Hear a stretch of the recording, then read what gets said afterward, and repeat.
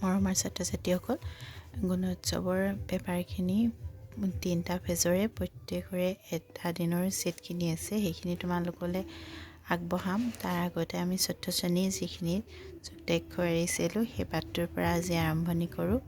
এতিয়া আমি পাঠ 5 নম্বৰ পানী নামৰ পাঠটোৰ পৰা আৰম্ভ কৰিব লাগিব। তাত 2টা যুক্তাক্ষৰ আছে, এয়া চুকত দিয়া হৈ আছে।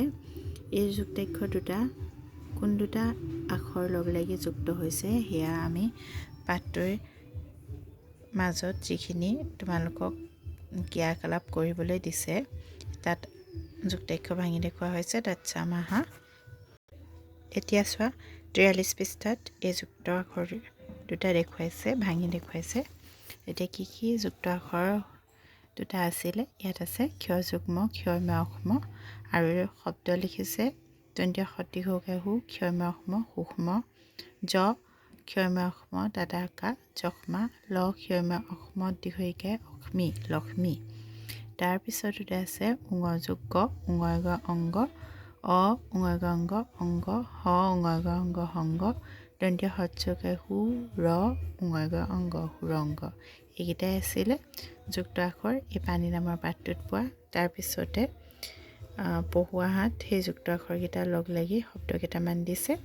ইয়াত এই শব্দকেইটা আছে সূক্ষ্ম দন্তীয় সদীৰ্ঘ হু ক্ষয়ময় অসম সূক্ষ্ম, ল ক্ষয়ময় অসম দীৰ্ঘিকায় অক্ষ্মী লক্ষ্মী, ল ক্ষয়ময় অসম মূৰ্ধন্য ন লক্ষ্মণ, ল ক্ষয়ময় অসম দীৰ্ঘিকায় অক্ষ্মী লক্ষ্মী, নটাকে না ৰটাকে ৰা অন্তস্থ ন নাৰায়ণ। এইটো একেলগে আমি লক্ষ্মীনাৰায়ণ বুলি পঢ়িম।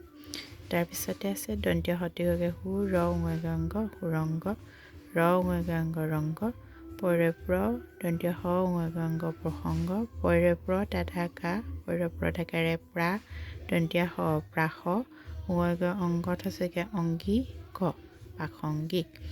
এইকেইটা শব্দ আৰু এইকেইটা যুক্ত আখৰ পঢ়িলোঁ। এতিয়া পুনৰ আমি বৰ্ডত লিখি এবাৰ পঢ়ি চাম। আজিলৈ ইমানখিনি আগবঢ়াইছোঁ। পিছৰ ভিডিঅ'টোত বৰ্ডত লিখা কামটো আৰম্ভ কৰিম, আৰু ইয়াৰ পিছত যিখিনি পঢ়া আছে এই যুক্ত আখৰকেইটা লগ লাগি সেইখিনি পঢ়িম। ভিডিঅ'টো চাব পাবা বুলি আশা ৰাখিলোঁ।